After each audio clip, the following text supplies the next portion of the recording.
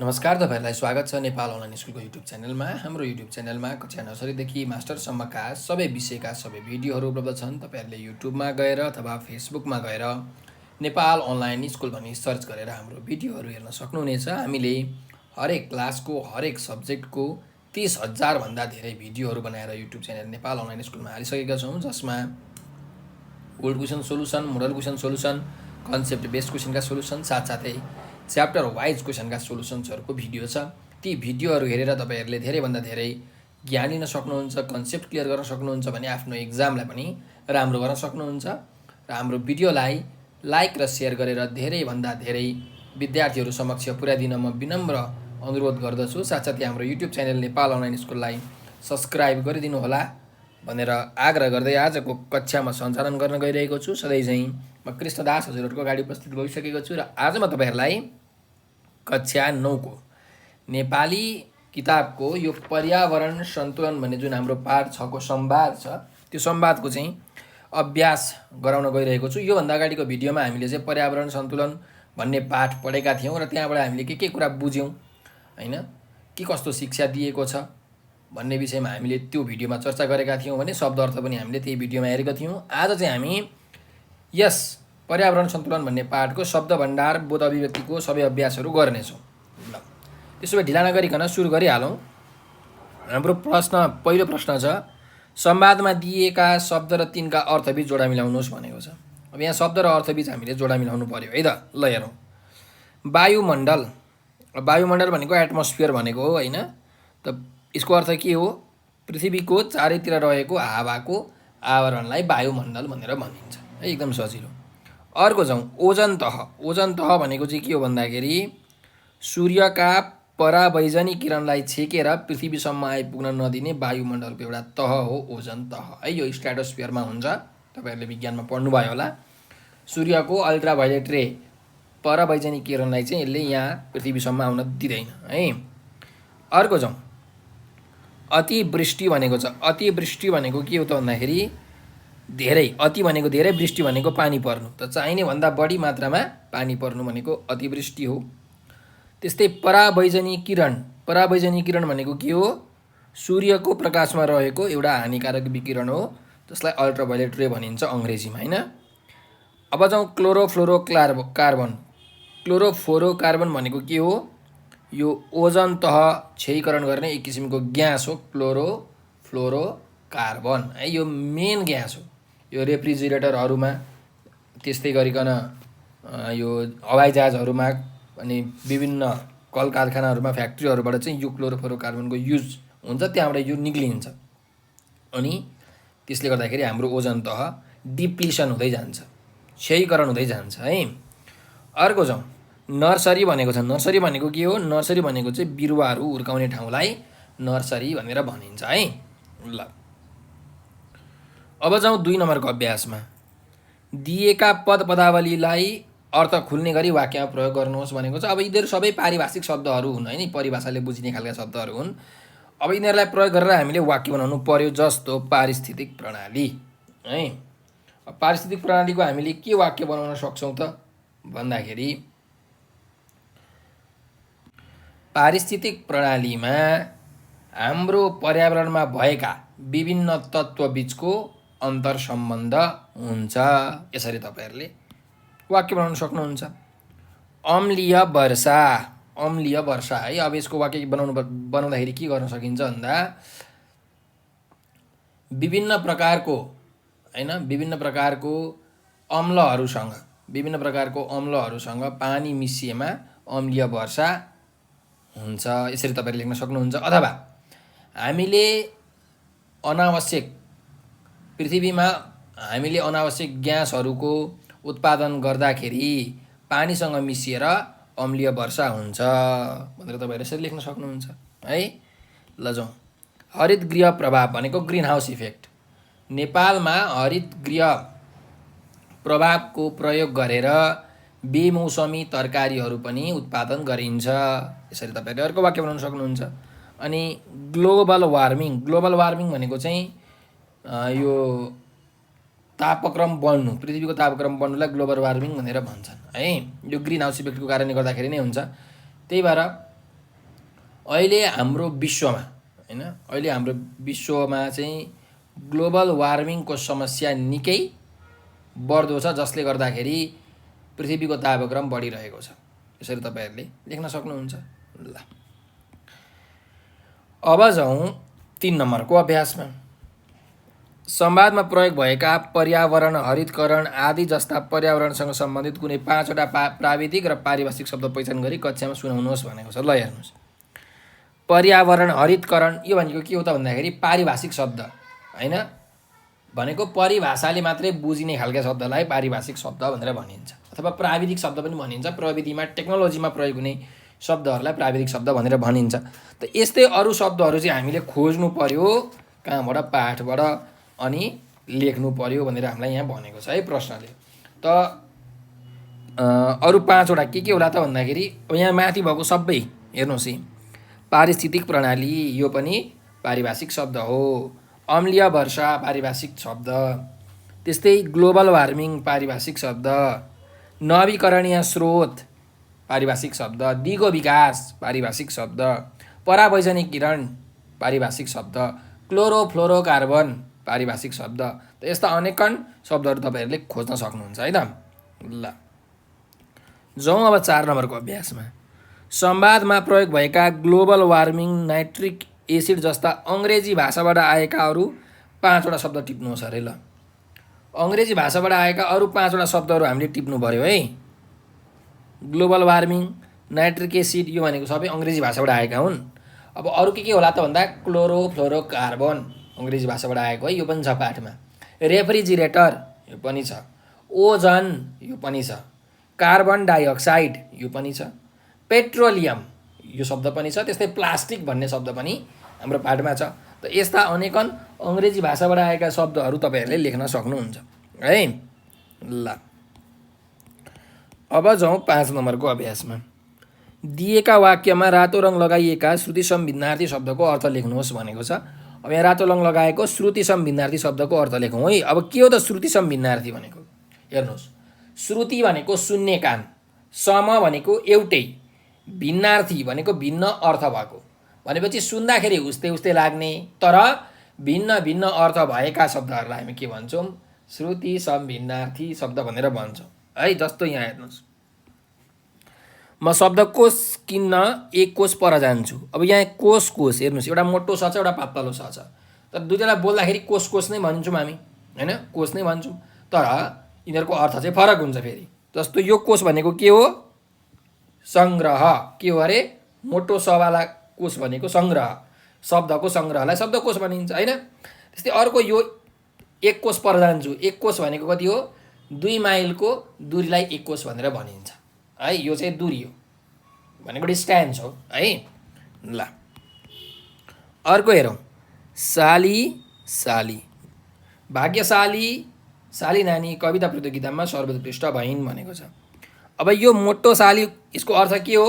यसको अर्थ भनेको युक्त अथवा सम्पन्न अथवा सहित हैन। भाग्यशाली भनेको भाग्यले सम्पन्न, भाग्ययुक्त, भाग्यसहित भन्न खोजेको है। जस्तो भाग्यशाली हुन्छ, शक्तिशाली हैन, त्यस्तै गरिकन सौभाग्यशाली, यस्ता शब्दहरू हुन्छन्। अब अर्को हेरौँ, यो साली। अब साली भनेको चाहिँ यहाँ यो पातलो सवाला साली भनेको के हो? साली नानी भनेको छ नि, भनेको आफ्नो श्रीमतीको बहिनीलाई के भनिन्छ? साली भनिन्छ नि। हो त श्रीमतीकी बहिनी। ल त्यसको अर्थ भयो है। अब अर्को जाउँ, कृति कीर्ति। कृति र कीर्ति छ है। म राम्रा कृति लेखेर कीर्ति पनि राख्छु। अब के हो कृति भनेको? त्यसो भए म राम्रा कृति लेखेर, कृति भनेको रचना, सिर्जना भनेर भनेको है, रचना। त्यस्तै कीर्ति पनि राख्छु। कीर्ति राख्छु भनेको चाहिँ प्रसिद्धता, फेमस हुनुलाई कीर्ति भनेर भनिन्छ है। यस कीर्ति अथवा प्रसिद्धता यसरी लेख्न सक्नुहुन्छ। अर्को जाउँ, म यस जन्ममा यस राख्ने प्रयासमा तल्लिन्छु भनेको छ। भनेको अब यहाँ दुईवटा हेर्नुहोस्, यस यस सुन्दाखेरि त उस्तै छ तर लेख्दाखेरि पनि फरक छ। एउटा पातलो छ, एउटा मोटो छ, यिनीहरूको अर्थ पनि फरक हुन्छ। जस्तो यो यस भनेको के हो? यो, म यो जन्ममा हैन भन्नुको मतलब यो सर्वनाम हो एउटा। त्यस्तै यो यस भनेको के हो? यो यस भनेको चाहिँ कीर्ति हो है, कीर्ति नै हो, अथवा प्रसिद्धता, फेमस हुनु, सबैतिर नाम चिनिनुलाई यस भनेर भनिन्छ। ल यो पनि हाम्रो सकियो है त। शब्द भण्डारको अभ्यासहरू हाम्रो सकिसकेको छ। तपाईँले राम्ररी सुनेर यो सबै कुराहरू आफ्नो कापीमा चाहिँ उतार्नु होला है, पछि जाँचको बेलामा, एक्जामको बेलामा तपाईँलाई एकदम सजिलो हुन्छ। अब जाउँ बोध र अभिव्यक्तिको अभ्यासमा। पहिलो अभ्यास चाहिँ हेर्नुहोस्, दिएका शब्दको शुद्ध उच्चारण गर्नुहोस् भनेको छ। एकदम राम्रोसँग शुद्ध उच्चारण गर्नु पर्यो है त। ल हेरौँ, वायुमण्डल, अतिवृष्टि, अम्लीय, प्राकृतिक, स्रोत, नवीकरणीय, वनस्पति, यसरी तपाईँहरूले उच्चारण गर्न सक्नुहुन्छ। 2 नम्बरको अभ्यास हेरौँ, संवादमा प्रयोग भएका पात्रको भूमिका निर्वाह गर्दै हाउभाउ झल्किने गरी कक्षामा संवादात्मक शैलीमा वाचन गर्नुहोस् भनेको छ। अब जुन संवाद छ हाम्रो यो पाठमा, पर्यावरण सन्तुलन भन्ने हो, त्यो पाठ तपाईँहरूले कक्षामा पढ्नु पर्यो। त्यहाँ जति पनि पात्रहरू छन्, एकजना विद्यार्थीले एउटा पात्र, अर्कोजना विद्यार्थीले अर्को पात्रको भूमिका निर्वाह गर्दै कक्षामा सुनाउनु होला है, हाउभाउसहित एकदम मजाले। ल यो तपाईँहरूले गर्नुपर्ने खालको अभ्यास छ है त। 3 नम्बरमा जाउँ, दिएका प्रश्नको उत्तर भन्नुहोस् भनेको छ। ल हेरौँ, पहिलो प्रश्न छ, संवादमा उपस्थित पात्रको नाम उल्लेख गर्नुहोस् भनेको छ। अब संवादमा भएका पात्रहरूको नाम हामीले भन्नु पर्यो, के कस्ता पात्रहरू छन् त हैन। संवादमा को छन्? दीक्षा, तपाईँले पाठ्यपुस्तक पल्टाउनुहोस्। दीक्षा, सुवर्ण, निशान्त, श्रेया, निहारिका अनि शिक्षक। जम्मा कतिजना पात्र? 6 जना पात्रहरू छन् है त। ल अर्को जाउँ, संवादमा सबैभन्दा बढी पटक प्रश्न गर्ने विद्यार्थी को हो भनेको छ। सबैभन्दा बढी पटक प्रश्न गर्ने विद्यार्थी को हो? दीक्षा हो। उसले 5 चोटि प्रश्न सोधेकी छे है दीक्षाले। सुवर्णले 3 चोटि, श्रेयाले 1 चोटि, निहारिकाले 2 चोटि, निशान्तले 1 चोटि। त्यही भएर सबैभन्दा धेरै चोटि कसले सोधेको हो? दीक्षाले 5 चोटि सोधेकी छे। ल अर्को जाउँ, संवादमा प्रयोग भएका कुनै 2वटा प्रश्नात्मक वाक्य भन्नुहोस् अरे। अब कुनै 2वटा हामीले प्रश्नात्मक वाक्य भन्नु पर्यो भनेको प्रश्न सोधे जस्तो एउटा वाक्य हुन्छ, त्यसलाई के भनिन्छ? प्रश्नात्मक वाक्य भनेर भनिन्छ। जस्तो हामी हेरौँ, यहाँ सुवर्णले भनेको छ है। ल हेर्नुहोस्, यहाँ यस्ता पर्यावरण जोगाउने उपाय पनि बताइदिनुहोस् न गुरु भनेर भनेको छ। अब यो वाक्य हो हैन, तर यो प्रश्न पनि त हो हैन। यस्ता पर्यावरण जोगाउने उपाय पनि बताइदिनुहोस् न गुरु, उसले सोधेको हो नि त, यो हो कि हैन? बताइदिनु भनेर भनेको हो नि त, हो त। यसलाई भनिन्छ प्रश्नात्मक वाक्य। त्यस्तै अर्को यहाँ हेर्नुहोस्, गुरु अब हामीलाई हरितगृह प्रभावको बारेमा केही भनिदिनुहोस् न।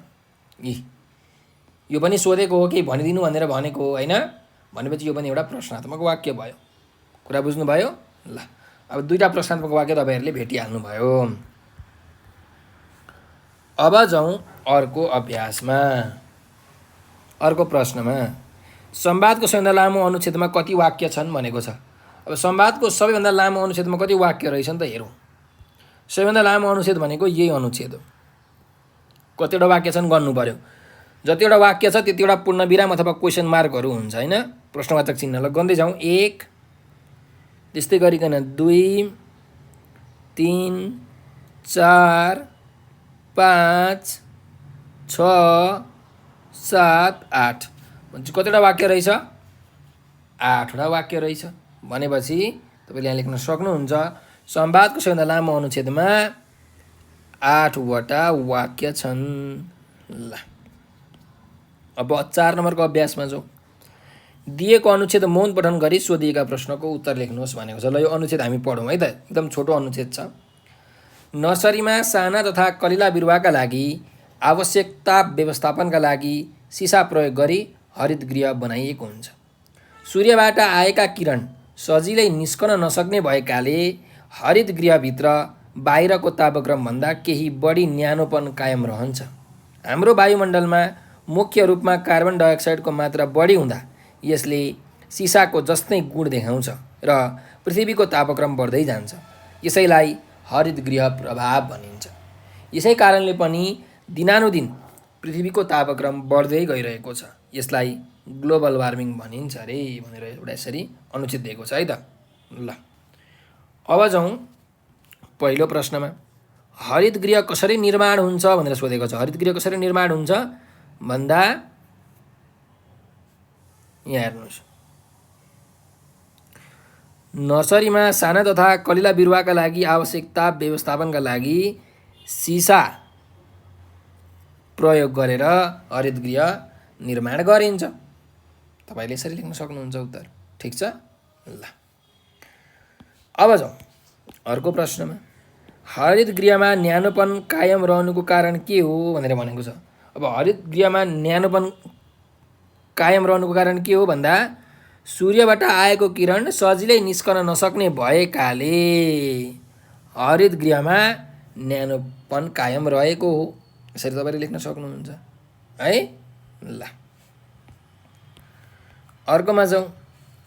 वायुमण्डलमा कार्बन डाइअक्साइडको मात्रा बढ्दा के हुन्छ भनेर भनेको छ। वायुमण्डलमा कार्बन डाइअक्साइडको मात्रा बढी हुँदा यसले सिसाको जस्तै गुण देखाउँछ र पृथ्वीको तापक्रम बढ्दै जान्छ। यसरी तपाईँले लेख्न सक्नुहुन्छ है। ल अर्को प्रश्न जाउँ। ग्लोबल वार्मिङ भन्नाले के बुझिन्छ भनेर भनेको छ। ग्लोबल वार्मिङ भन्नाले के बुझिन्छ भन्दा दिनानुदिन पृथ्वीको तापक्रम बढ्नुलाई नै ग्लोबल वार्मिङ भनिन्छ, अथवा ग्लोबल वार्मिङ भनेको दिनानुदिन पृथ्वीको तापक्रम बढ्दै जानु हो भन्ने बुझिन्छ। यसरी पनि लेख्न सक्नुहुन्छ। ठिक छ। ल अब जाउँ 5 नम्बरको अभ्यासमा। त्यो प्रश्नको उत्तरहरू चाहिँ राम्ररी सुनेर हेरेर लेख्नु होला है त। ल क नम्बरको अभ्यास छ। पर्यावरण र पारिस्थितिक प्रणाली उस्तै हुन् र गुरु। यो कसले भनेको हो? कसले भनेको हो? यो दीक्षाले भनेकी हुन् है। कसले? दीक्षाले। ल अर्को जाउँ। मैले कतै गलत त बुझिनँ नि गुरु भनेर भनेको छ। कसले भनेको हो? यो सुवर्णले भनेको। कसले? सुवर्णले। ल अर्को हेरौँ। दिगो विकासको कुरा त मलाई साह्रै मन पर्यो भनेर भनेको छ। कसले भनेको हो? यो श्रेयाले भनेकी हो है। कसले? श्रेयाले। त्यस्तै अन्तिममा हामी सबैले आफ्नो घरैबाट पर्यावरण संरक्षणको अभियान सुरु गर्न जरुरी छ भनेर कसले भनेको हो?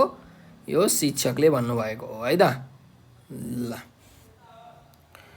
अब जाउँ 6 नम्बरको अभ्यासमा। दिएको अनुच्छेद पढ्नुहोस् र सोधिएका प्रश्नको उत्तर दिनुहोस् भनेको छ। ल यो अब अनुच्छेद हामी पढौँ है त।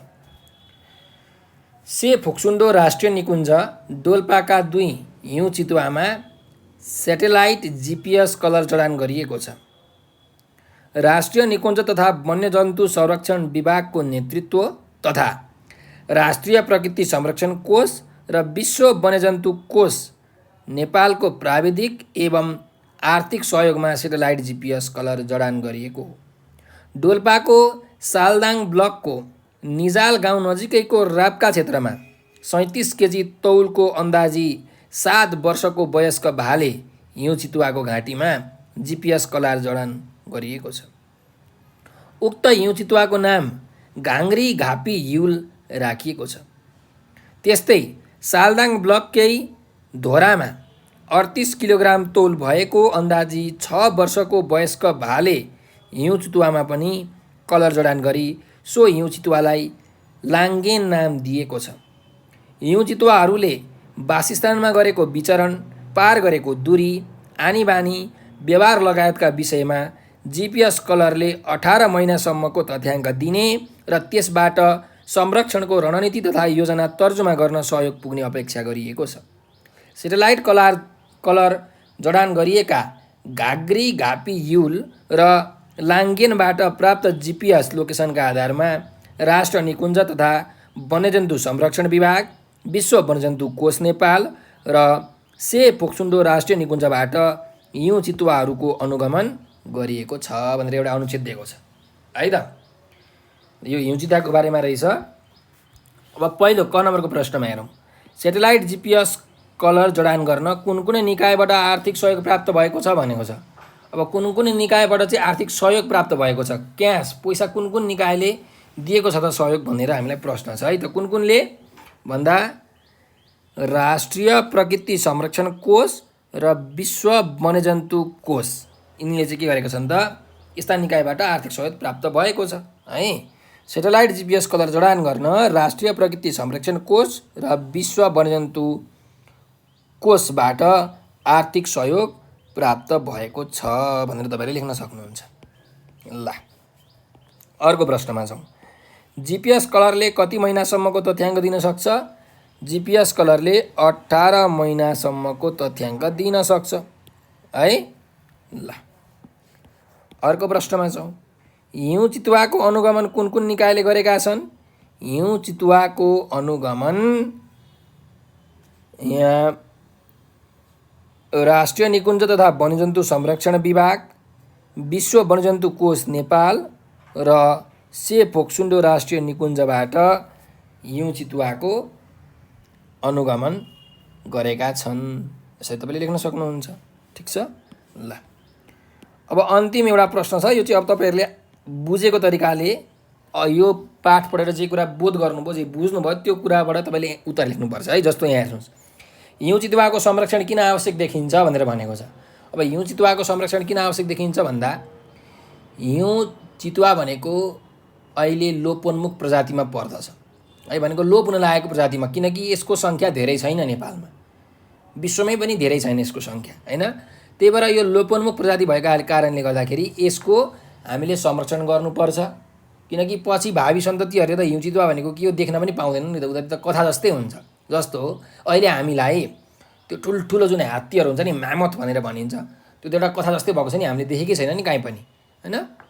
हो त्यस्तै हुन्छ के। त्यही भएर चाहिँ तिनीहरूको संरक्षण गर्न एकदमै आवश्यक छ भनेर तपाईले लेख्न सक्नुहुन्छ है। भनेको लोपोन्मुख प्रजाति भएका कारणले गर्दाखेरि हिउँ चितुवाको संरक्षण एकदमै आवश्यक देखिन्छ। यसरी तपाईले लेख्न सक्नुहुन्छ। ठिक छ। ल अब जाउँ ख नम्बरको अभ्यास। भाषा संरचना पहिचान गर्नुहोस् भनेको छ। ल हेरौँ है त। अनुच्छेदबाट दुईवटा मौलिक र आगन्तुक शब्द खोजेर लेख्नुहोस् भनेको छ। अब कुरो आयो मौलिक शब्द र आगन्तुक शब्द भनेको के हो, त्यो हामीले बुझ्नु पर्यो है त। मौलिक शब्द भनेको चाहिँ हेर्नुहोस्, शब्दका विभिन्न स्रोतहरू हुन्छन् है।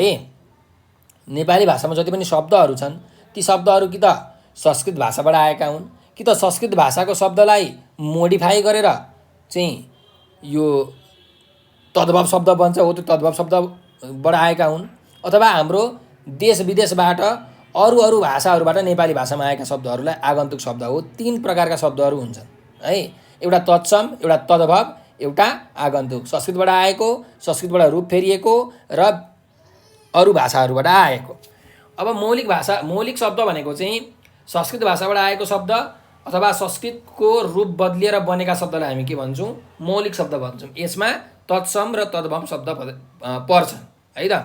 ल अब दुईटा मौलिक शब्द हामीलाई खोज्नु भनेको छ, एकदम सजिलो। राष्ट्रिय निकुञ्ज, यो दुई राष्ट्रिय निकुञ्ज, विश्व संरक्षण, यी सबै के हुन् त? मौलिक शब्दहरू हुन् है। तपाईले यो लेख्न सकिहाल्नुहुन्छ। अब जाउँ आगन्तुक शब्द। आगन्तुक शब्द भनेको अरू भाषाबाट आएको, जस्तो अङ्ग्रेजी भाषाबाट आउन सकेको हुन्छ, फ्रान्सको भाषा, अरबी भाषा, फारसी भाषा, पोर्चुगलको भाषा, गुरुङ भाषा, नेवार भाषा, मगर भाषा, राई भाषाबाट आउन सकेको हुनसक्छ हैन। हो त्यस्तालाई हामी के भन्छौँ? आगन्तुक शब्द भन्छौँ। जस्तो यहाँ हेर्नुहोस्, स्याटेलाइट, यो एउटा के हो त? आगन्तुक शब्द हो। त्यस्तै GPS, यो पनि आगन्तुक शब्द हो। इङ्ग्लिस हो नि त हैन, GPS। स्याटेलाइट, SATELLIT भन्छ अङ्ग्रेजी भाषाबाट आएको। कलर, यो पनि अङ्ग्रेजी भाषाबाट आएको। त्यही भएर यसलाई हामी के भन्छौँ? आगन्तुक शब्द भनेर भन्छौँ। ठिक छ। ल अब जाउँ अर्को प्रश्नमा। अनुच्छेदबाट एउटा समस्त शब्द पहिचान गरी टिपोट गर्नुहोस् भनेको छ। अब समस्त शब्द भनेको चाहिँ के भन्दाखेरि, जस्तो तपाईले लेख्नुहुन्छ नि 5 औँले। 5 औँले भनेको समस्त शब्द हो है। अब समस्त शब्दलाई हामीले छुट्याउन पनि सक्छौँ, टुक्राउन पनि सक्छौँ। जस्तो 5 औँले भनेको के हो? 5 वटा औँला भएको। जस्तो पञ्चामृत, पञ्चामृत भनेको समस्त शब्द हो। पञ्चामृतलाई टुक्रायो भने के बन्छ? 5 अमृतको समूह अनि त्यसलाई भनिन्छ विग्रह गर्नु हैन हो। त्यस्तै अब एउटा समस्त शब्द हामीले यहाँ खोज्नु पर्ने छ। खोजौँ है त के छ ल हेर्नुस् यहीँ वन्यजन्तु यो एउटा के हो समस्त शब्द हो है। वनका जन्तु वन्यजन्तु है हो एउटा समस्त शब्द रहेछ। त्यस्तै अर्को हेर्नुहोस् वासस्थान यो पनि एउटा समस्त शब्द हो हैन। बासका लागि स्थानलाई वासस्थान भनेर भनिन्छ। त यसरी तपाईहरुले भेटाउन सक्नुहुन्छ है त। ल अब हेरौँ ल मैले यहाँ लेखिदिन्छु एउटा चाहिँ वन्यजन्तु भनेर।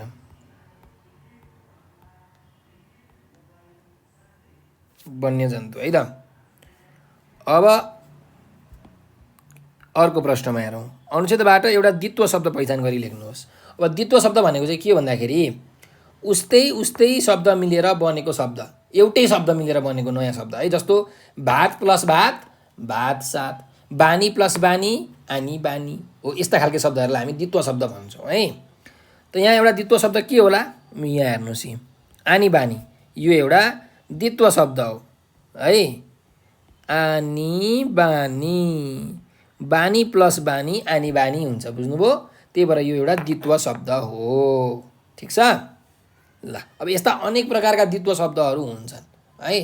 तपाईहरुले ती शब्दहरू राम्ररी पढ्न सक्नुहुन्छ। तपाईहरुलाई म उदाहरणको लागि एक दुईवटा शब्दहरू भनिदिन्छु अझै है त। जस्तो खर्च प्लस खर्च खर्च पर्छ, किताब प्लस किताब किताब सिताब हैन। अनि काठ प्लस काठ काठ साट, आफ्नो प्लस आफ्नो आफ्नो हो। यो आफ्नो भनेको द्वित्व शब्द भयो यसरी थाहा पाउने बुझ्नुभयो नि। जस्तो झल्को प्लस झल्को झझल्को है। ल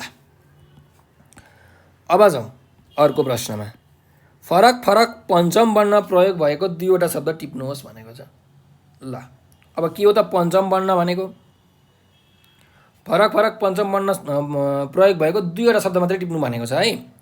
अब पञ्चम वर्ण भनेको चाहिँ जुन तपाईहरुको ङ त्यस्तै य अड न म यसलाई भनिन्छ पञ्चम वर्ण है। भनेको ङ य अड न म। त यी प्रयोग भएका शब्दहरू तपाईहरुले यहाँ खोज्नु पर्यो अनि लेख्नु पर्यो ठिक छ। ल हेरौँ हेर्नुहोस् फोक्सुन्डो के प्रयोग भएको छ न प्रयोग भएको छ आदि न हो कि हैन पञ्चम वर्ण प्रयोग भएको शब्द। अर्को हेर्नुहोस् निकुञ्ज आदि यहाँ प्रयोग भएको छ यो पनि पञ्चम वर्ण प्रयोग भएको शब्द हो हैन। ल दुईटा शब्द भनेको यो त भइहाल्यो है। ल अर्को पनि हेर्नु न त एउटा एक्स्ट्रा जस्तो यी संरक्षण तीन धर्की अडा प्रयोग भएको छ कि छैन भएको छ। त्यही भएर यो पनि पञ्चम वर्ण प्रयोग भएको शब्द हो। तथ्याङ्क यहाँ हेर्नु भयो भने यो पनि भेट्टाउनुहुन्छ है पञ्चम वर्ण प्रयोग भएका शब्दहरू। ल अब जाउँ अर्को अभ्यासमा। यो अभ्यास त हाम्रो सकियो है त। 7 नम्बरको अभ्यास पाठको विषयवस्तु बोध गरी दिएको शीर्षकमा एक एक अनुच्छेद लेख्नुहोस् भनेको छ। अब यहाँ ग्लोबल वार्मिङ र ऊर्जाको स्रोतको बारेमा तपाईहरुले एक एक अनुच्छेद लेख्नु पर्यो। अब ग्लोबल वार्मिङ भनेको के हो भन्दाखेरि ग्रीन हाउस इफेक्टको कारणले गर्दाखेरि हरित गृह प्रभावको कारणले गर्दाखेरि ग्लोबल वार्मिङ हुन्छ हैन। अब ग्लोबल वार्मिङ कसरी हुन्छ तपाईहरुले यही कुरालाई मजाले लेख्न सक्नुहुन्छ। अब हाम्रो पृथ्वीमा विभिन्न प्रकारका ग्यासहरू पाइन्छन् हैन। र ती ग्यासहरूमध्ये पनि कार्बन डाइअक्साइड भन्ने एउटा मुख्य ग्यासले एउटा सिसाको जस्तो काम गरिरहेको हुन्छ। हाम्रो पृथ्वीमा चाहिँ हावाको विभिन्न तहहरू हुन्छन् लेयरहरू हुन्छन् हो। ती हावाका तहहरूले चाहिँ सिसाको काम गरिरहेका हुन्छन् विशेष गरिकन कार्बन डाइअक्साइड ग्यासले। अनि जब सूर्यको किरण हाम्रो पृथ्वीभित्र आउँछ पृथ्वीभित्र आइसकेपछि त्यो ठोकिएर पृथ्वीमा ठोकेर बाहिर जान खोज्छ। तर त्यो सिसाको प्रभावले गर्दाखेरि हावाको प्रभावले गर्दाखेरि त्यो किरण बाहिर जान पाउँदैन र त्यो किरण पृथ्वीको सतहमै रहन जान्छ। यसले गर्दाखेरि पृथ्वीको तापक्रम बढ्दै बढ्दै बढ्दै बढ्दै जान्छ जसलाई ग्लोबल वार्मिङ भनिन्छ। यो अहिले हाम्रो विश्वकै देशको मात्रै हैन विश्वकै एकदमै ठुलो समस्याको रूपमा आएको छ। यसले गर्मी बढाएर हाम्रो वातावरण एकदमै असन्तुलन बनाएको छ। त्यस्तै भनिन्छ कि आगामी 20-25 वर्षमा चाहिँ मालदिभ जस्ता टापु भएका देशहरू चाहिँ डुब्ने छन् भनेर पनि भनिएको छ, सुन्नमा आएको छ। यो सबै ग्लोबल वार्मिङकै प्रभाव हो भनेर तपाईँहरूले लेख्न सक्नुहुन्छ। ठिक छ, एकदम सजिलो। अर्को छ ऊर्जाका स्रोत। अब ऊर्जाको स्रोत भनेको चाहिँ सोर्सेस अफ इनर्जी, तपाईँले विज्ञानमा पढ्नुभएको होला होइन। नवीकरणीय स्रोत, त्यस्तै अनवीकरणीय स्रोत, renewable source of energy, non renewable source of energy भनेपछि हामीले यसरी लेख्न सक्छौँ कि ऊर्जाका स्रोतहरूलाई मुख्यतः दुई तरिकाले बाँड्न सकिन्छ। एउटा नवीकरणीय स्रोत र अर्को अनवीकरणीय स्रोत हो। नवीकरणीय स्रोत भनेको चाहिँ त्यस्तो खालको स्रोत हो जुनबाट हामीले ऊर्जाहरू प्रयोग गरिराख्न सक्छौँ। त्यो स्रोतबाट पाएको ऊर्जा कहिले पनि सकिँदैन, जस्तो कि सूर्य, पानी होइन, जमिन, यी चाहिँ नवीकरणीय स्रोत हो ऊर्जाका है। त्यस्तै अनवीकरणीय स्रोत भनेको चाहिँ हामीले सीमित मात्रामा मात्रै प्रयोग गर्न सक्छौँ। यदि यसको धेरै प्रयोग भयो भने यसका स्रोतहरू सकिँदै जान्छन्, यो ऊर्जाका स्रोतहरू सकिँदै जान्छन्, त्यसलाई नै अनवीकरणीय स्रोत भनिन्छ। जस्तो पेट्रोल, डिजेल, मट्टितेल भनेका चाहिँ अनवीकरणीय ऊर्जाका स्रोतहरू हुन्। तपाईँहरूले यसरी लेख्न सक्नुहुन्छ ऊर्जाको स्रोतको बारेमा। ठिक छ, ल अब जाउँ 8 नम्बरको प्रश्नमा। दिएका प्रश्नको समीक्षात्मक उत्तर दिनुहोस् भनेको छ। ल हेरौँ, पर्यावरण सन्तुलन समाजमा पर्यावरण संरक्षणबारे कस्तो विचार व्यक्त छ भनेर हामीलाई यहाँ प्रश्न छ होइन। अब पर्यावरण सन्तुलनमा कस्तो कस्तो विचारहरू चाहिँ यहाँ व्यक्त छ भनेर हामीलाई सोधेको छ। त्यस्तै ख नम्बरमा पनि हेर्नु, हामीले वातावरणीय सन्तुलन कायम गर्न कसरी सहयोग पुर्याउन सक्छौँ उल्लेख गर्नुहोस्। कुरो के हो? उल्टै हो, एउटै क्वेसन हो है। पर्यावरण सन्तुलन समाजमा पर्यावरण संरक्षणबारे कस्तो विचार व्यक्त छ, त्यस्तै हामीले वातावरण सन्तुलन कायम गर्न कसरी सहयोग पुर्याउन सक्छौँ। वातावरण सन्तुलन भनेको पर्यावरणको संरक्षण गरेर मात्रै त हुन्छ भनेपछि दुईटै प्रश्नले सोधेको कुरा चाहिँ एउटै कुरा हो है। तपाईँले दुईटै प्रश्नमा एउटै कुराहरू लेख्न सक्नुहुन्छ। ठिक छ, अब के कुरा लेख्ने त भन्दा अब यसको उत्तर चाहिँ अलिकति तपाईँहरूको लामो तरिकाको हुन्छ होइन। अब कसरी उत्तर लेख्ने भन्दाखेरि यसरी लेख्नु होला कि हाम्रो वरिपरि भएका जति पनि भौतिक तथा जैविक चिजहरू छन्, जस्तो कि हावा, पानी, माटो, बोट बिरुवा, जीवजन्तु, त्यस्तै सूर्यको प्रकाश, यिनीहरूलाई पर्यावरण अथवा वातावरण भनेर भनिन्छ। र यी वातावरणका विभिन्न तत्त्वहरू एक आपसमा मिलेर बसेका हुन्छन्, यिनीहरूको एउटा अन्तर्सम्बन्ध हुन्छ, त्यसलाई चाहिँ पारिस्थितिक प्रणाली भनिन्छ। यदि यी कुनै तत्त्वहरूमा कुनै एउटा तत्त्वमा असन्तुलन भयो भने पुरै पारिस्थितिक प्रणाली नै बिग्रिन्छ, जसले गर्दाखेरि हाम्रो वातावरणमा एकदमै नराम्रो असर पर्न गई धेरै हानि हुन्छ भनेर तपाईँहरूले यसरी सुरुवात गर्नु पर्यो। त्यसपछि हाम्रो पाठमा विभिन्न पात्रहरू, दीक्षा, सुवर्ण जस्ता विद्यार्थीका पात्रहरू र एकजना शिक्षक हुनुहुन्छ, जसले चाहिँ विद्यार्थीहरूलाई पर्यावरण सन्तुलन गर्न, पर्यावरण संरक्षण गर्नुपर्छ भन्ने कुराको शिक्षा दिँदै हुनुहुन्छ। र यस क्रममा उहाँले पर्यावरण, पारिस्थितिक प्रणाली, त्यस्तै प्रदूषणका कारणहरू, प्रदूषणलाई कसरी हामीले हटाउन सक्छौँ, वातावरण सन्तुलन कसरी गर्न सक्छौँ भन्ने कुराको चाहिँ जानकारी दिँदै हुनुहुन्छ। र यसै क्रममा यही पाठबाट हामीले के कुरा थाहा पायौँ भने एकदम स्वच्छ र सन्तुलित पर्यावरणले मात्र हाम्रो मानव जीवन तथा सम्पूर्ण जीवजन्तुको जीवन, वनस्पतिको स्वास्थ्यलाई चाहिँ सन्तुलित राख्न सक्छ। त्यसैले हामीले सकेसम्म यस वातावरणमा भएका तत्त्वहरूलाई सन्तुलित तरिकाले राख्नुपर्छ। अनावश्यक वस्तुहरू चाहिँ वातावरणमा थप्नु हुँदैन, अनावश्यक वस्तुहरूको उत्पादन गर्नु हुँदैन। जस्तो कल कारखाना, मोटर गाडी बाट निस्किने धुवाँ धुलोहरूले, रासायनिक पदार्थहरूले हाम्रो वातावरण प्रदूषित गरिरहेका छन्। तिनीहरूले हाम्रो वायुमण्डल, जमिन, पानी प्रदूषित पारिरहेका छन्। बाढी, पहिरो, खडेरी जस्ता चाहिँ प्राकृतिक प्रकोपहरू अहिले दिनानुदिन बढ्दैछन्। यो सबै असन्तुलित पर्यावरणकै कारणले गर्दाखेरि हो। त्यस्तै अम्लीय वर्षा, हरितगृह प्रभाव, ओजन तह क्षयीकरण पनि अहिलेको वर्तमान पर्यावरणको चुनौतीभित्र पर्दछन्। यी सबै कारणले गर्दाखेरि जीवजन्तुहरू, वनस्पतिहरू तथा मानव जीवनमा एकदमै नकारात्मक असर पर्न सक्छ। त्यसैले गर्दाखेरि हामीले सकेसम्म आफ्नो घरको सरसफाइ आफै गर्ने, आफ्नो घरबाट निस्केका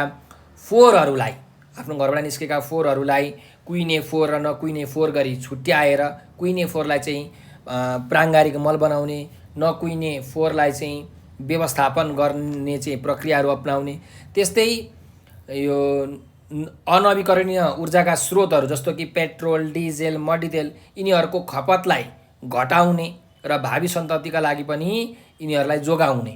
यिनीहरूले गर्दा पनि धेरै धुवाँ, धुलो प्रदूषणहरू भइरहेको छ, वायुमण्डल प्रदूषित भइरहेको छ, जसले गर्दाखेरि हाम्रो ओजन तह चाहिँ नासिँदैछ। त्यसैले हामीले यस्ता प्रकारका ऊर्जाका स्रोतलाई चाहिँ सकेसम्म फारू गरेर चलाउनुपर्छ।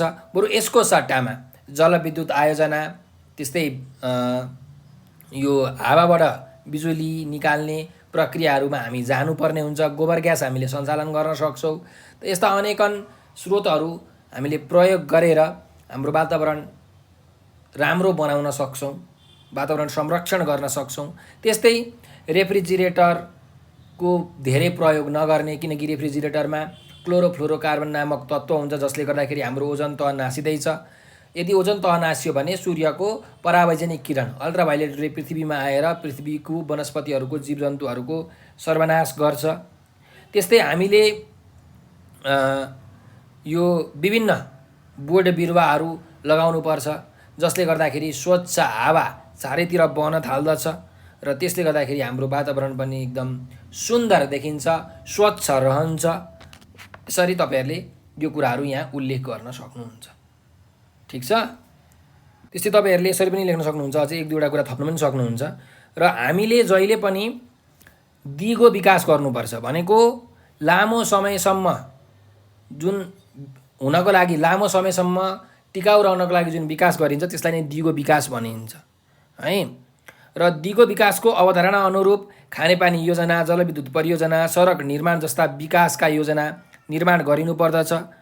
र यस्ता विकास योजना सुरु गर्दा विज्ञ समूहद्वारा उक्त योजनाले पार्न सक्ने पर्यावरणीय प्रभावको अध्ययन गरेर चाहिँ तयार गरिएको जुन प्रतिवेदन हुन्छ त्यो प्रतिवेदनको आधारमा कार्यान्वयनमा ल्याउने परिपाटी बनाउनुपर्छ, जसको कारणले विकासको काम पनि रोकिँदैन र पर्यावरण पनि सुरक्षित रहन्छ भनेर तपाईँहरूले यसरी लेख्न सक्नुहुन्छ। ठिक छ। त हामीले यो पर्यावरण सन्तुलनको लागि चाहिँ के कुराहरू अपनायौँ, के कस्ता विचारहरू प्रस्तुत भएको रहेछ भन्ने कुरा हामीले यहाँबाट लेख्न सक्छौँ। ठिक छ। ल, अब यही कुरालाई तपाईँहरूले मिलाएर लेख्नुपर्छ है त।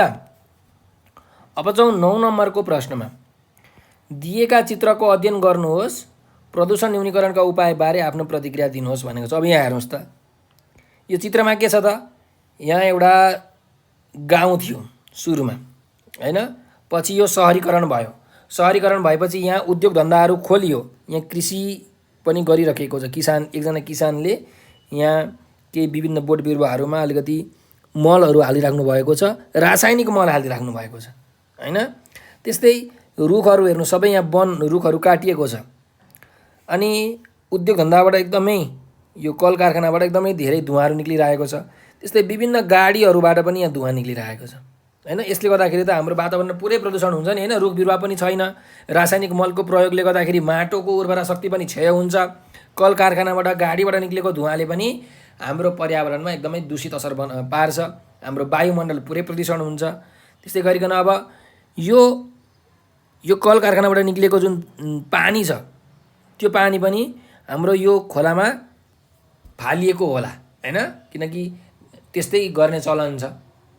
त यस्तो गर्नु हुँदैन। त्यो पानीलाई के गर्नुपर्छ भन्दाखेरि सुरुमा हामीले स्टेरलाइज गर्नुपर्छ, त्यसलाई दूषित कीटाणुहरूबाट मुक्त गर्नुपर्छ, अनि मात्रै पछि अन्तिममा गएर फाल्ने हो हैन। विभिन्न प्रविधिहरूको हामीले प्रयोग गर्नुपर्ने हुन्छ, फिल्ट्रेसन जस्तो प्रविधिहरूको प्रयोग गर्नुपर्ने हुन्छ, अनि मात्रै फाल्नुपर्छ है। त्यो भनेको चाहिँ प्रदूषण न्यूनीकरण गर्ने एउटा उपाय हो। अब त्यस्तै अर्को यहाँ तपाईँले हेर्नुभयो भने यहाँ पानी बगिरहेको छ हो। अब हेर्नुहोस्, यहाँ यो कल कारखानाको धुलो पानी आइरहेको छ। त्यस्तै यहाँ यो विभिन्न घरहरू छन्, यो सहर एउटा गाउँ जस्तो छ हैन। यहाँबाट अब टोयलेटको पानीहरू होला, ढलको पानीहरू होला, त्यस्तै मान्छेले ल्याएर यहाँ फोहोरहरू पनि फालिरहेछन् यही नदीमा। यही मान्छेले लुगा पनि धोइरहेछन्, गाई बस्तुहरू पनि यहाँ चरिरहेका छन्, यहाँ लुगा पनि धोइराखिएको छ। भनेपछि हेर्नुहोस् त, यसले गर्दाखेरि हाम्रो वातावरण एकदम प्रदूषण भइरहेको छ। यी मान्छेहरू बिरामी पनि हुन्छन्, हो कि होइन? त यस्तो चिजलाई न्यूनीकरण गर्न हामीले के गर्नुपर्छ त? कसरी न्यूनीकरण गर्न सकिन्छ भन्दाखेरि हामीले एकदम कडा नीति नियम कानुनहरू बनाउनु पर्यो, जसले यस्तो नराम्रो काम गर्दछ, जसले पानीका स्रोतहरूमा फोहोर फाल्ने गर्दछ, जसले जुन कल कारखानाले एउटा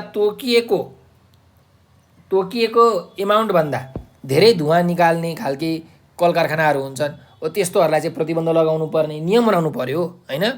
अनि रुख बिरुवाहरू काट्न पाइएन, यदि त्यस्तो रुख बिरुवा काटेको देखेमा तिनीहरूलाई चाहिँ कडाभन्दा कडा सजाय गर्नु पर्यो, होइन? त्यो कानुन बनाउनु पर्यो, र कानुन बनाएर मात्र पनि हुँदैन, त्यसको प्रतिपादन पनि गर्नु पर्यो, इम्प्लिमेन्टेसन पनि गर्नु पर्यो, है? त्यस्तै मानिसहरूलाई पनि हामीले के गर्नु पर्यो त भन्दाखेरि अलिकति साक्षात्कार बनाउनु पर्यो, होइन? हामीले हाम्रो वातावरण बचाउनुपर्छ। वातावरण राम्रो भएन भने हामी बाँच्दैनौँ, हाम्रा छोराछोरी, हाम्रा नाति नातिना अपाङ्ग लुला लङ्गडा भएर जन्मिन्छन्, कसैको हात हुँदैन, कसैले आँखा देख्न सक्दैन। यो सबै वातावरण असन्तुलनको कारणले गर्दाखेरि हो, होइन? त मान्छेहरूलाई चेतना दिने, चेतना फैलाउनको लागि विभिन्न सचेतनाको कार्यक्रमहरू गर्न सकिन्छ। त्यस्तै धुवाँ निकाल्ने यो जुन गाडीहरू छ त्यसको सट्टामा बरु इलेक्ट्रिक भेहिकल्सहरू प्रयोग गर्ने, होइन? इलेक्ट्रिक भेहिकल्सहरू बिजुलीबाट चल्ने चाहिँ विभिन्न गाडीहरू हामीले चलाउन सक्छौँ। त्यस्तै कल कारखानाको जुन धुवाँ छ त्यसलाई पनि हामीले विभिन्न प्रविधिको प्रयोग गरेर धुवाँमा भएका जुन नराम्रा अथवा भनौँ न हानिकारक धुवाँहरू हुन्छ नि, कार्बन डाइअक्साइड, सल्फर डाइअक्साइड, हो यस्तालाई चाहिँ हामीले फिल्टर गरेर चाहिँ वायुमण्डलमा पठाउने गर्नुपर्ने। त्यस्तै हामीले विभिन्न एउटा बिरुवा रोप्दाखेरि 10वटा बिरुवा रोप्नुपर्ने खालके एउटा नीति नियम लगाउनु पर्ने। त्यस्तै बारीमा पनि हामीले रासायनिक मलभन्दा गोबरहरूबाट, कुहिएको फोहोरबाट बनाइएको प्राङ्गारिक मलको प्रयोग गर्नुपर्ने। यस्तो खालके हामीले चाहिँ योजना बनाएर अगाडि बढ्यो भने हाम्रो वातावरण प्रदूषण एकदमै कम हुन्छ, प्रदूषण चाहिँ न्यूनीकरण हुन्छ भनेर तपाईँले लेख्न सक्नुहुन्छ, है? यहाँ विभिन्न उपायहरू मैले बताइसकेको छु। यही उपायहरूलाई पनि तपाईँहरूले कहाँ लेख्न सक्नुहुन्छ? यो समीक्षात्मक प्रश्नको उत्तरमा लेख्न सक्नुहुन्छ कि कुरा बुझ्नुभयो? ल, अब जाउँ 10 र 11 नम्बरको प्रश्न। यो तपाईँहरूले गर्नुपर्ने खालके प्रश्न छ, हेरौँ। खेलकुदको महत्त्व शीर्षकमा 2 जना साथीको बिचमा गरिएको संवाद रचना गर्नुहोस् भनेको छ। अब खेलकुदको कस्तो महत्त्व छ त, होइन? त्यसको बिचमा चाहिँ त्यो महत्त्वको, खेलकुदको महत्त्वको बारेमा चाहिँ 2 जना साथीहरू बिच, 2 जना मित्रहरू बिच चाहिँ एउटा संवाद जुन हुन्छ त्यो संवाद चाहिँ तपाईँले एउटा लेख्नु पर्यो क्या, रचना गर्नु पर्यो। जसरी हामीलाई यहाँ संवाद दिएको छ त्यसरी नै एउटा संवाद चाहिँ तपाईँले रचना गर्नु होला, है? ल, त्यस्तै अर्को जाउँ 11 नम्बरको अभ्यास। दिएको सन्दर्भ पढ्नुहोस् र तोकिएको कार्य गर्नुहोस् भनेर भनेको छ। अब यहाँ यो सन्दर्भ पढेर तपाईँहरूले चाहिँ यहाँ दिएको निर्देशन अनुसार, होइन, यो काम चाहिँ तपाईँहरूले गर्नु पर्यो। अब यहाँ खेलको कुरा, पढाइ र खेलकुदको कुरा गरिएको छ। अब यहाँ कक्षामा 4 जनाको समूह बनाएर शिक्षकले दिएको शीर्षकमा समूहगत छलफलबाट आएको निष्कर्ष कक्षामा सुनाउनुहोस् भनेर भनेको छ, है? अब तपाईँहरूलाई कक्षामा सरले कुनै एउटा शीर्षक दिनुहुन्छ, त्यो शीर्षकमा चाहिँ 4 जनाको ग्रुप बनाएर त्यो कुरामा डिस्कस गरेर जुन कन्क्लुजन आउँछ त्यो तपाईँहरूले आफ्नो कक्षामा सुनाउनु होला भनेको छ। यो तपाईँहरूले गर्नुपर्ने कार्य हो, है त? ल, अब यो सँगसँगै हाम्रो शब्द भण्डारको अभ्यास, बोध र अभिव्यक्तिको अभ्यास पनि सकिसकेको छ। तपाईँहरूलाई यो भिडियो कस्तो लाग्यो कमेन्टमा प्रतिक्रिया दिन नबिर्सनु होला। साथसाथै तपाईँहरूलाई यदि केही कुरा बुझेको जस्तो लागेन अथवा केही समस्या परिरहेको छ, केही कुरा बुझ्नुभएको छैन, आएको छैन, होइन भने तपाईँहरूले हाम्रो नम्बर 9849595895 9845955895 हो, यो नम्बरको भाइबर, वाट्सएप र टेलिग्राममा मेसेज गर्न सक्नुहुन्छ, है? अनि आफ्नो समस्या भन्न सक्नुहुन्छ। त्यस्तै तपाईँहरूलाई कुनै पनि क्लासको कुनै पनि सब्जेक्टको भिडियो चाहिएको छ भने पनि तपाईँहरूले यसमा मेसेज गर्न सक्नुहुन्छ, है? जस्तो सर मलाई क्लास 9 को म्याथको सबै भिडियो पठाइदिनुहोस्, सर मलाई क्लास 9 को नेपालीको सबै भिडियो पठाइदिनुहोस् भनेर यसरी तपाईँहरूले यो नम्बरको भाइबर, वाट्सएप र टेलिग्राममा मेसेज गर्नुभयो भने हामीसँग जे जति भिडियोहरू छन् ती सबै भिडियोहरू हामी तपाईँहरूलाई पठाइदिन्छौँ। त्यसपछि तपाईँले राम्रोसँग अध्ययन गर्न सक्नुहुन्छ। र हाम्रो युट्युब च्यानल नेपाल अनलाइन स्कुलमा हामीले 30,000 भन्दा पनि धेरै भिडियोहरू बनाएर हालिसकेका छौँ, जसमा हरेक क्लासको, हरेक विषयको, हरेक पाठ च्याप्टरको old question solution, model question solution, concept base क्वेसनका सोल्युसन, साथसाथै च्याप्टर वाइज क्वेसनका सोल्युसनहरूको भिडियो छ। ती भिडियोहरू तपाईँहरूले हेरेर आफ्नो ज्ञानलाई वृद्धि गर्न सक्नुहुन्छ, नलेजलाई तिखार्न सक्नुहुन्छ, कन्सेप्ट क्लियर गर्न सक्नुहुन्छ भने आफ्नो एक्जामलाई पनि बडा राम्रो तरिकाले दिन सक्नुहुन्छ, राम्रो मार्क्स ल्याएर तपाईँहरूले पास गर्न सक्नुहुन्छ। तपाईँहरूले फेसबुकमा पनि टिकटकमा पनि भाइबरमा पनि हाम्रो नेपाल अनलाइन स्कुल भन्ने एकाउन्टहरू छ, ग्रुपहरू छ। त्यो ग्रुपहरूमा जोइन हुनुहोस्। त्यहाँ क्लास 9 को ग्रुपहरू पनि छ। त्यसमा जोइन भएर त्यहाँ भएका विभिन्न भिडियोहरू हेर्नुहोस्। रमाइला रमाइला भिडियोहरू पनि छन्, पाठका भिडियोहरू पनि छन्, प्रश्न उत्तरका भिडियोहरू पनि छन्, मोटिभेसनल भिडियोहरू पनि छन्। हो ती भिडियोहरू हेरेर तपाईँहरूले आफूलाई चाहिएको ज्ञान लिन सक्नुहुन्छ र आफ्नो लक्ष्यमा तपाईँहरू पुग्न सक्नुहुन्छ। र हाम्रो भिडियोहरूलाई लाइक र सेयर गरेर धेरैभन्दा धेरै विद्यार्थीहरू समक्ष पुर्याइदिनु हुन म विनम्र अनुरोध गर्दछु। किनकि हाम्रो देश नेपालमा विभिन्न विद्यार्थीहरू हैन, विभिन्न ठाउँमा विभिन्न विद्यार्थीहरू छन्। सबैले एकदम सुलभ तरिकाले राम्ररी पढ्न पाएका हुँदैनन्, गरिबीको कारणले गर्दाखेरि, आर्थिक अवस्थाको कारणले गर्दाखेरि। त्यसैले उनीहरूलाई पनि त पढ्न मन लाग्छ। उनीहरूले यदि यो भिडियो पाए भने उनीहरूले राम्रोसँग पढ्न सक्छन्। त्यसैले कृपया तपाईँहरूले एउटा सेयर चाहिँ अवश्य पनि गरिदिनु होला। र यस्तै यस्तै नयाँ नयाँ भिडियोहरू, नयाँ नयाँ कन्टेन्ट हेर्नको लागि हाम्रो युट्युब च्यानल नेपाल अनलाइन स्कुललाई कृपया सब्सक्राइब पनि गरिदिनु होला भन्दै म आज बिदा लिन चाहन्छु। हजुरहरूको साथ र सहयोगको कारणले गर्दाखेरि नै अहिले हामी यो अवस्थासम्म आइपुगेका छौँ। र यसरी नै हजुरहरूले माया गरिराख्नु भयो भने हामी यस्तै यस्तै नयाँ नयाँ कन्टेन्ट, नयाँ नयाँ भिडियोहरू लिएर आउने बाचा गर्दै तपाईँहरूले आफ्नो जुन अमूल्य समय दिनुभयो यो भिडियो अन्तिमसम्म हेर्नको लागि, त्यसको लागि तपाईँलाई धेरै धेरै धन्यवाद दिँदै म आज बिदा लिन चाहन्छु। नमस्कार, हस्त, धन्यवाद।